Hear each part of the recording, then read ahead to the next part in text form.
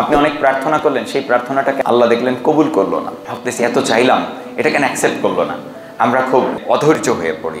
মনে রাখবেন যে আপনি যখন ওই জিনিসটা পাওয়ার যোগ্য হবেন তখনই স্রষ্টা আপনাকে দেবে। মা 9 মাস ধরে একটা সন্তানকে গর্ভে ধারণ করে, তারপরে 5 মাস যাওয়ার পরে তার ভিতরে রূহ পাঠান আল্লাহ, এরপরে ভূমিষ্ঠ হই আমরা 9 মাস পরে।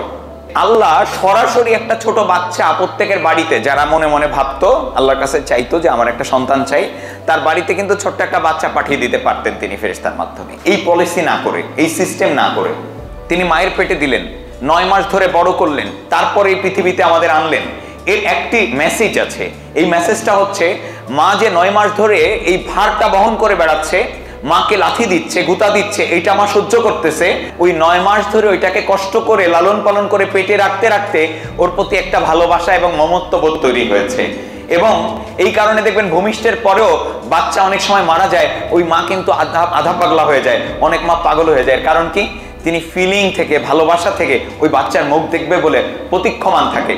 9 মাস ধরে উনি সতর্কতার সাথে খাবার গ্রহণ করেন, সতর্কতার সাথে ঘুমান, সতর্কতার সাথে হাঁটাচলা করেন, আর এই ভালোবাসা তৈরি হয় বলেই মা বাবা আমাদেরকে বড় করতে পেরেছে।